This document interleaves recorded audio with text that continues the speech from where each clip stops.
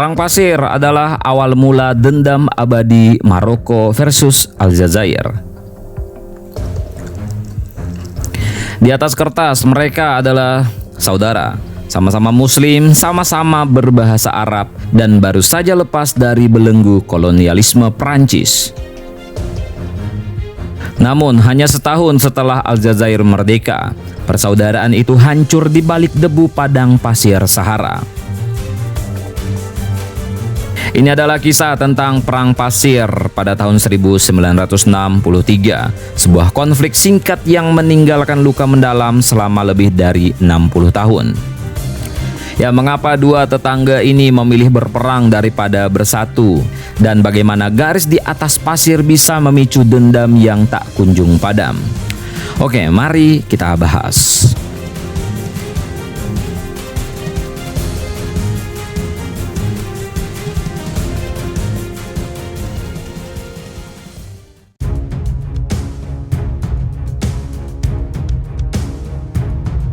Konflik ini masalahnya klasik, yaitu adalah garis perbatasan. Selama menjajah Afrika Utara, Prancis menggambar ulang batas wilayah sesuka hati mereka. Maroko merasa wilayah bersejarah mereka di Tindouf dan Bekkar dicaplok oleh Prancis dan dimasukkan ke dalam wilayah Aljazair.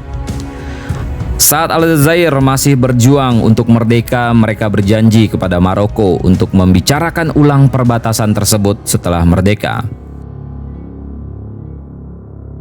Namun setelah merdeka pada tahun 1962, pemerintahan baru Aljazair di bawah Ahmed Ben Bella berkata, tidak ada negosiasi perbatasan, peninggalan kolonial adalah harga mati. Bagi Raja Hasan II dari Maroko, ini adalah pengkhianatan.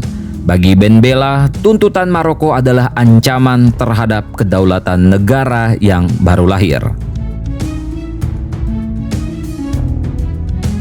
Oktober 1963, ketegangan pun meledak menjadi pertempuran terbuka di wilayah Hassi Beida dan Tinjouf. Maroko memiliki keunggulan dalam hal organisasi militer dan peralatan yang lebih modern. Pasukan mereka merengsek masuk ke wilayah yang disengketakan.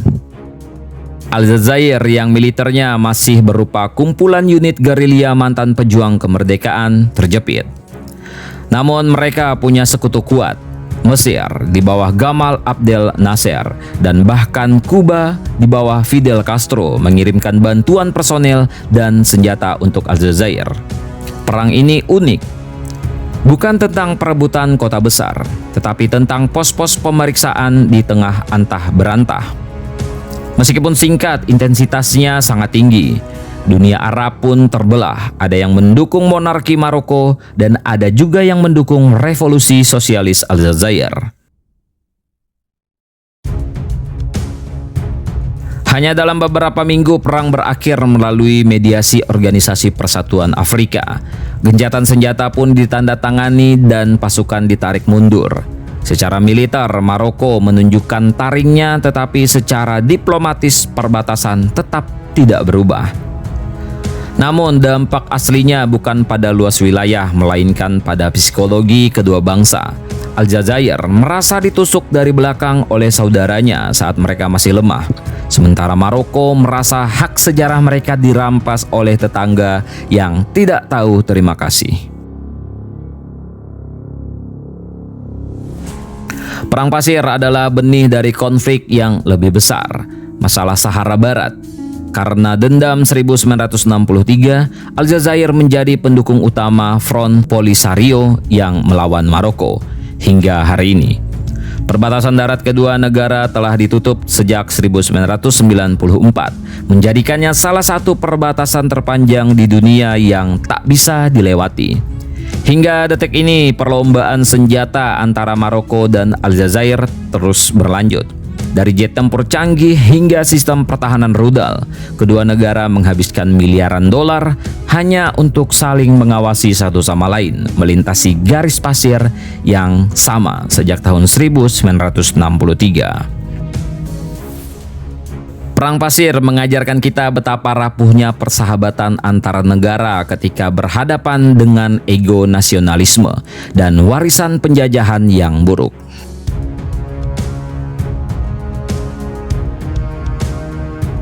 Ya, tentang ini bagaimana menurut kalian, coy? Apakah ada harapan bagi Maroko dan Aljazair untuk berdamai di masa depan, ataukah garis di atas pasir ini akan selamanya memisahkan mereka? Silahkan tulis pendapat coy-coy sekalian di kolom komentar.